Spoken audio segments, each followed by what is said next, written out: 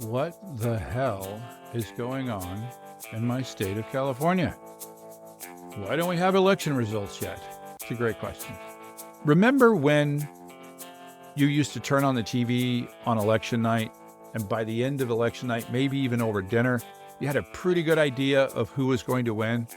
And then over time, that sort of bled into very late at night, and then sometimes it bled into the next morning, right? You woke up the next morning and you had a new president.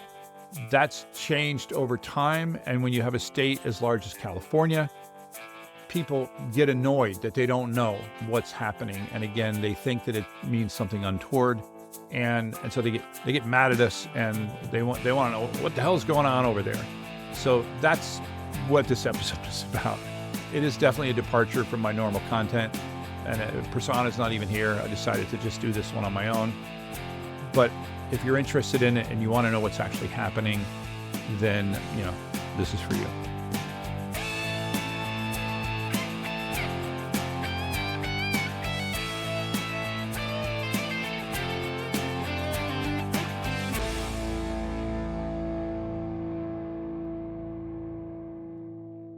I am an election worker, and I have actually managed the polls at several elections. I've worked every election since the 2016 presidential primary, which in California is a bunch of elections, right? We've had primaries, we've had presidential elections, we've had midterm elections, we had a special election to potentially recall our governor, we had the Prop 50 election.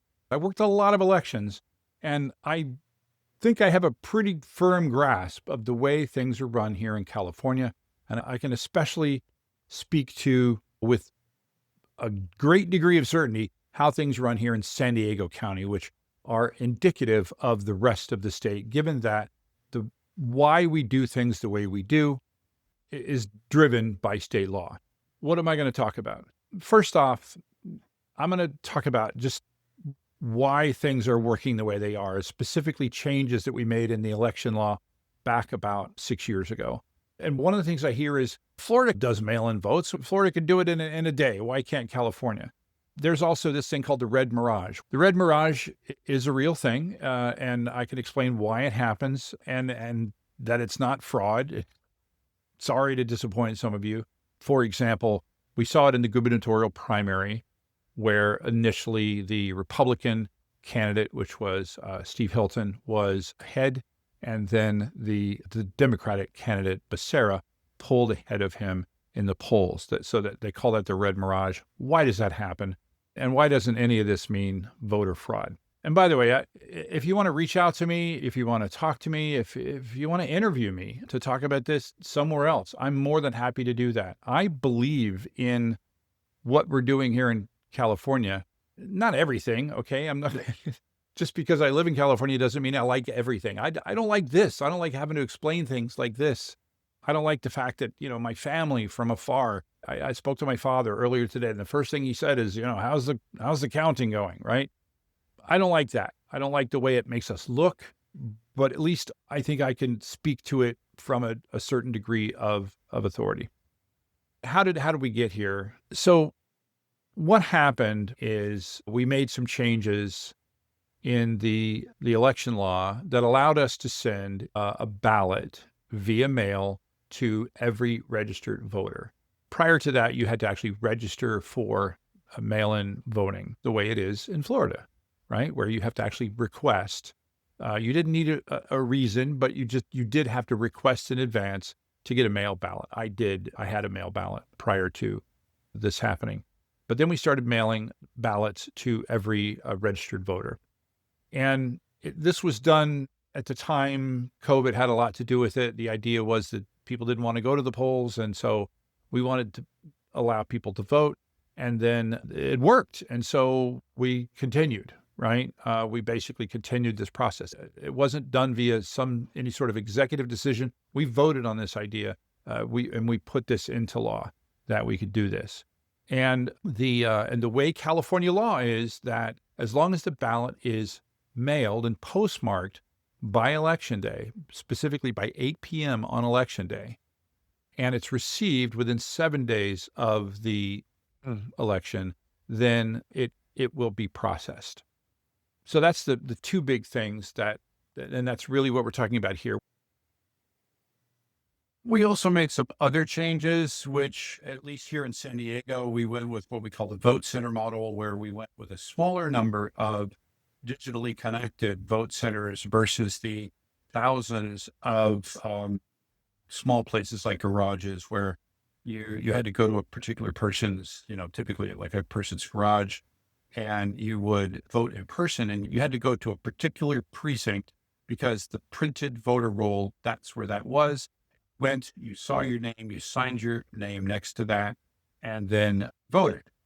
The downside to that was if you couldn't get to that one particular location, you either couldn't vote or you had to vote provisionally, which nobody wanted to do, right? Because it makes your vote take longer to process and stuff. So we went with this vote center model where you can go to, I believe it was around 280 vote centers in San Diego County, where you could go in person. We have an electronic poll book. That poll book is directly connected via secure connection to the registrar of voters. You log in there and you get a paper ballot, and then that paper ballot is then treated just like every other paper ballot.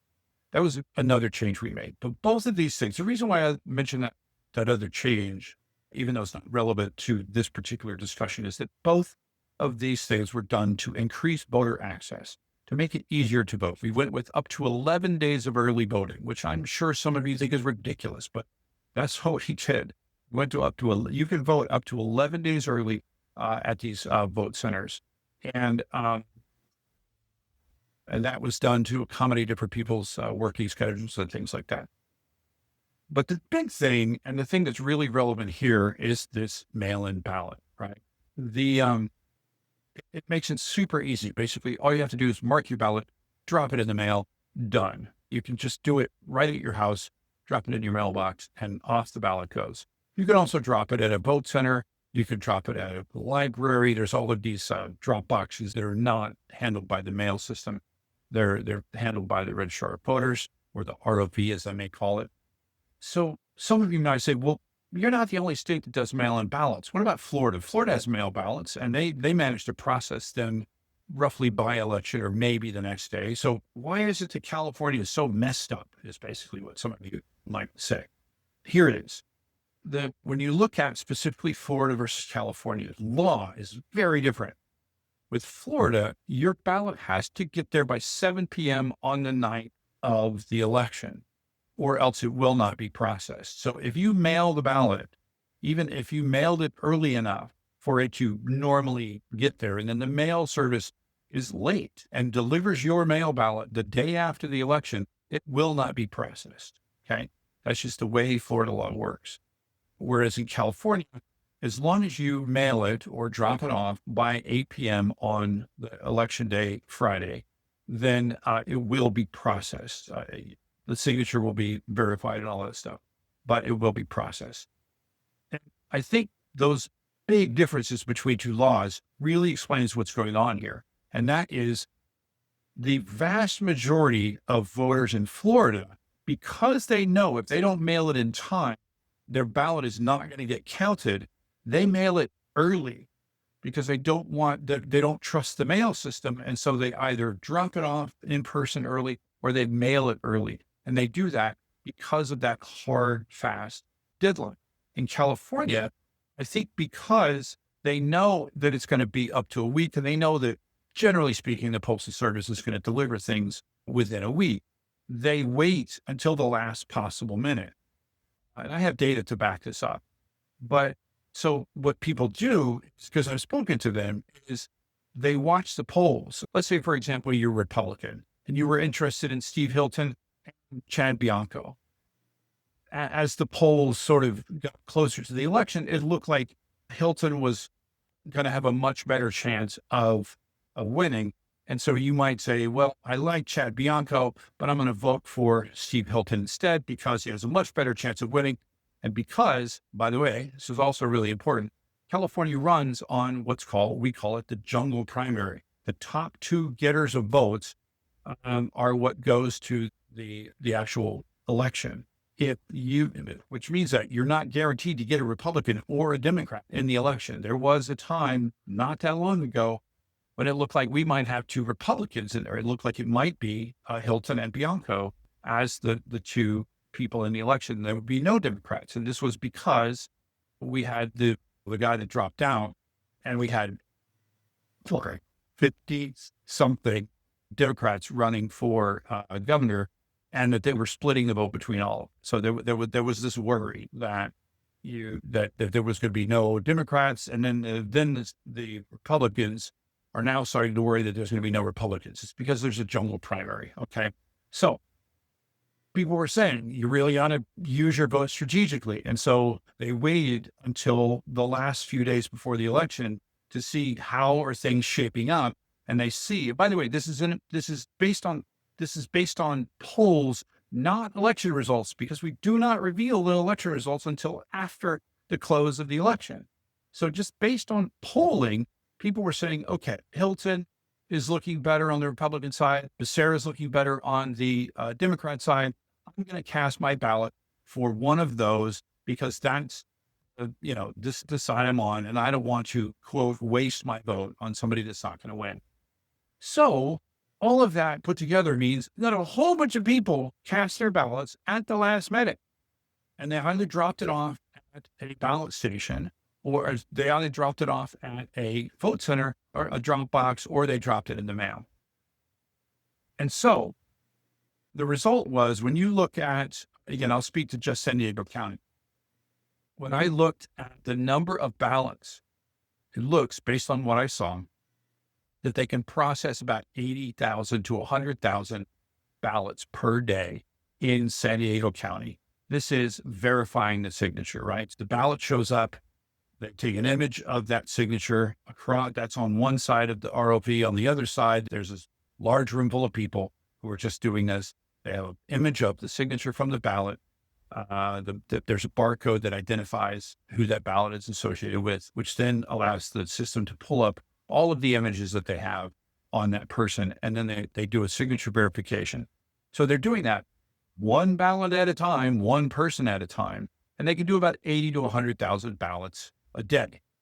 And they'll start processing them as soon as they come in. But the problem is, we got, in San Diego County alone, we got 800,000 ballots, and most of those came in. Based on what I saw, most of those, about 600,000 of them, my best estimate, 600,000 of them came in on or about the day of the election.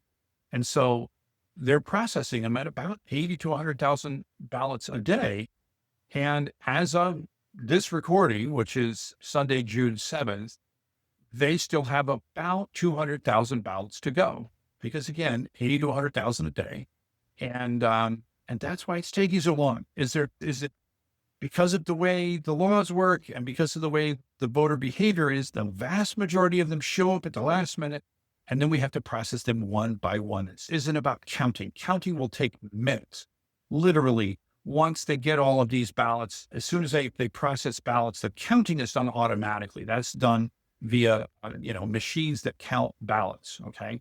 Then there's what's called the red mirage. What is that?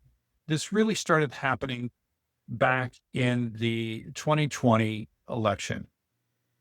And I'm going to make some statements that some of you won't agree with, and that's fine. But just a statement of fact is that President Trump, as it looked like he might lose the 2020 election, he made a number of statements that were very much against mail-in voting. Since that day and all the way up to today, right, President Trump has continued to be against mail-in voting, or at least mass mail-in voting the way we do in California. He doesn't like it. And he's made his followers know that he doesn't like it, which means they tend to vote in person. I see it myself when I work the polls. A lot of people make it known that they're Republican and that's why they think they should vote on election day and they should think they should vote in person. They're not a big fan of the mail-in ballots. So what that does is that those ballots, they either vote very early or they vote in person, which what that does is it creates a big batch of early ballots that are counted because the votes that go to the vote centers get counted first. And so you get a scenario like you had with our governor race, where initially Steve Hilton was out ahead. And then as they continued to process, the mail ballots were disproportionately Democratic. And so then Becerra pulled ahead.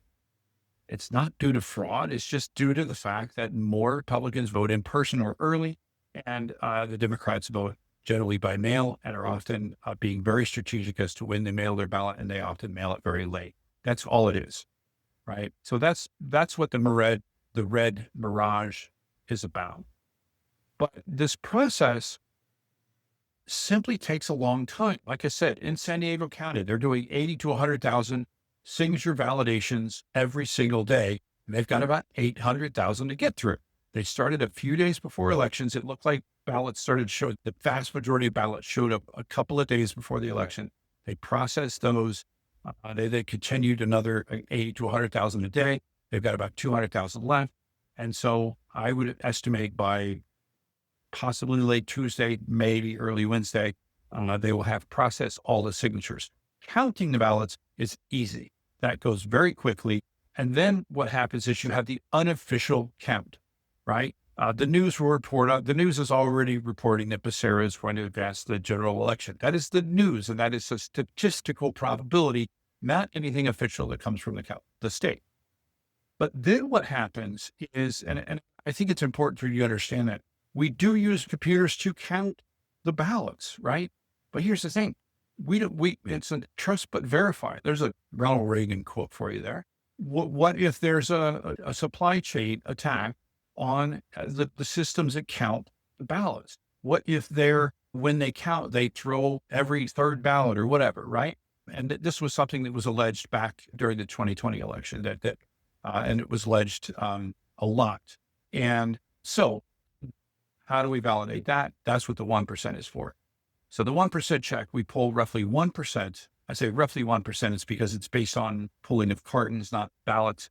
I don't want to go into too much detail, but roughly 1% of the ballots. And then those ballots are counted carton by carton, ballot by ballot, and compared against the machine results for that carton.